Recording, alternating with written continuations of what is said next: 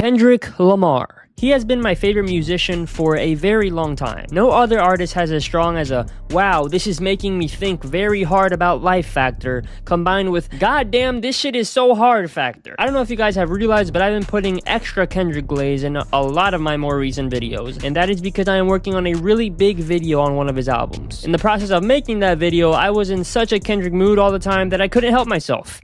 I had to sprinkle in little teasers for the video all over my videos. So if anyone feels tired of me talking about my king too much, you're about to get spammed even more with more Kendrick than you have ever before. 2 more videos on Kendrick. The album that video is on is my favorite Kendrick album, so I decided to make a little Kendrick video previewing the big one. That video will be more serious, so I wanted to make a more unserious fun video ranking all of Kendrick's albums. These are my favorites, not the best Kendrick albums. Favorite to me is more of an emotional attachment, so maybe I have more memories with it or nostalgia with a certain album, even if it is very flawed. But my favorites and best list for Kendrick specifically are pretty much the same, except for one part that we'll get into later. But that's enough intro yap though. Let's start off with the worst of Kendrick's 6 albums. I don't know if this counts as an album. Some people say Good Kid, M.A.A.d City is Kendrick's debut, so I don't know, but Section 80 is so good that I'm willing to potentially cheat to put it on the list. Cause wouldn't it just feel wrong to leave this off? The album with Rigor Mortis on it? Are we serious? This era of Kendrick is so awesome. You could tell he knew what his potential really was and was just fiending to get his name out there. Whenever I'm in the mood for hungry raps, this is where I go. Cause Kendrick sounds like he's gonna explode if another day goes by where he isn't considered the best rapper on the planet. So how am I praising this album if I think it's his worst? That's how stacked this discography is, man. I will say that this is easily one of his most consistent albums. The only song I don't like is Hold Up. Kendrick, you are my GOAT, but I just find the way you rapped about sex in the early 2010s so fucking goofy. Girl, I know you want this. Girl, I know you want this. But yeah, near no skip album. The only reason it's this low is because its highs aren't all-time great when every other Kendrick album but one does have at least one song that I'd say is in the hip-hop Hall of Fame. Shout out Keisha's song, Ronald Reagan era, and Absol's outro though. We are on to the next one. At number 5, we got... This honestly feel like a Kendrick career retrospective album in a way. Like, look how far we've come, and I'm still here appreciating my LA roots, my love for hip-hop, and my love for black culture in general. It feels like an album we could show 2011 Kendrick who just made Section 80 and he'd be like, things turned out just fine. I don't call many albums classic. I think it's a word that is thrown around way too much. Maybe I'm too harsh, but to me a classic is an album that our grandkids will know just by the cover, even if they haven't listened to it. It has to have impact on the culture and also have a certain level of quality. I was watching Bluster's video about modern classics and I was just infuriated. Maybe I'll make my own version of this video someday, and if I did, this album would be easily on it. This is a classic. You have a moment that we will remember forever with The Beef, and that essentially plays the role as the rollout for this album. Then you do the Super Bowl and pretty much perform the whole album there. What the fuck? He's stacking cultural moment on cultural moment. I will be yelling mustard until I'm 80. Luther is a timeless hit song. And like all my favorite classic albums from the past, the deep cuts are the best ones. Reincarnated, Man at the Garden, and Hey Now, oh my goodness, that is good music. This album does kind of suffer from the same issue as Section 80 though. Despite this album being very consistent, I can't really say any song on here would be in my top 20 Kendrick songs, but it's still awesome, and when I saw it on tour, I knew that my life was complete.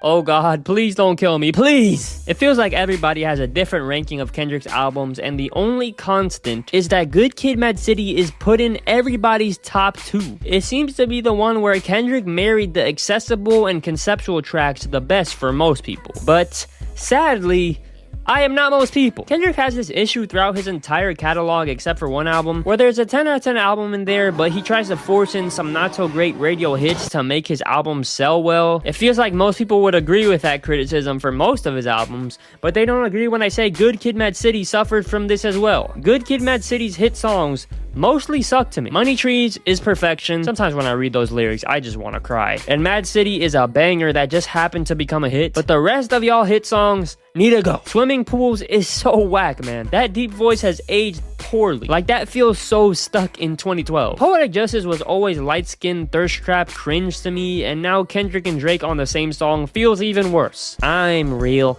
I'm real. I'm really real. Shut the fuck up! These 3 songs PMO. And also, like, any point that Kendrick sings on this album is so annoying. I wish he got someone else to do the choruses. The thing that hurts the most about me not enjoying these songs is that they are all super important to the concept. Because conceptually, this album has no filler. And speaking of concept, this might be Kendrick's most genius album construction. Who thinks of a non-linear storytelling album and then proceeds to make it all work? That could have failed so easily. Like, bro, imagine if Logic tried this. It would turn out horrible, which is why I don't want to slander this album too hard, because what do you know, it's actually an amazing album. But whenever I talk about it, I feel like I'm playing defense because I don't think it's perfect like everyone else. Like, this is a top 5 highest rated album ever.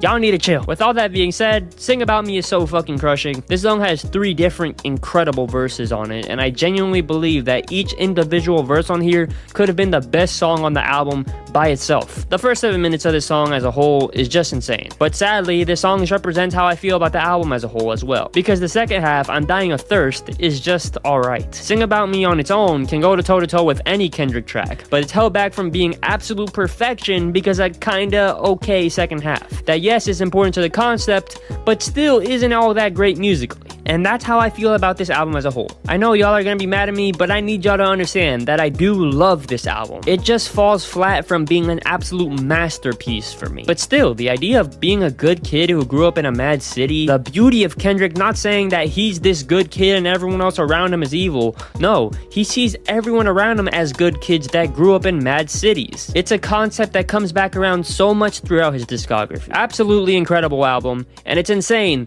that this is 4th in his discography.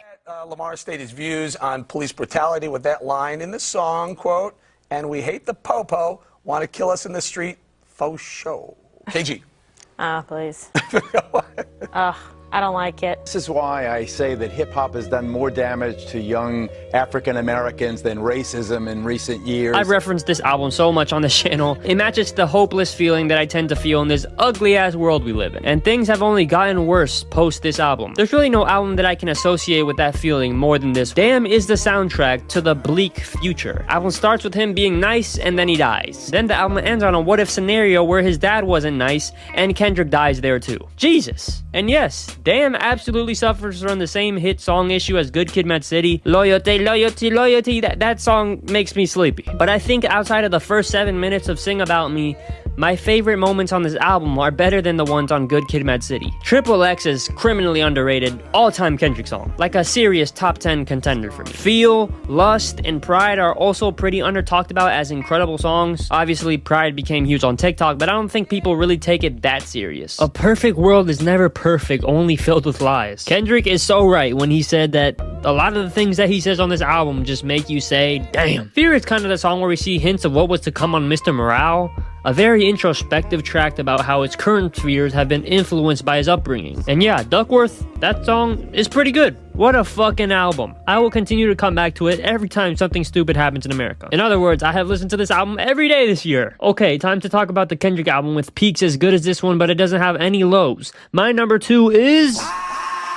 This is Kendrick's perfect album. This is his magnum opus. Even though it isn't my favorite, it's so easily the best. Although I think he has the ability to top this, I don't think he ever will. I don't really rate, but this is one of those few albums that I've given a 10 out of 10. This album deserves all of the hype. Don't let that make you believe I just respect its concept, but don't really come back to it that much, like everyone on rap Twitter. Nah, man, this album means something to me. I'm such a nerd for well-done conceptual albums, and man, is this well done. And so are his other albums, but it hits on a whole nother level when a song's concept is awesome, but the music is as well, which for pretty much every other Kendrick album, there's a song or two that don't have the musical part. This album doesn't have a single part that I skip. It might be the best produced album I've ever heard. This man got over like 50 artists to contribute to the production. It's insane how someone like Flying Lotus by himself could have produced an awesome album for Kendrick, but he's just another name in the line of legends who worked on this. Thundercat, Kamasi Washington, Knowledge, Soundwave,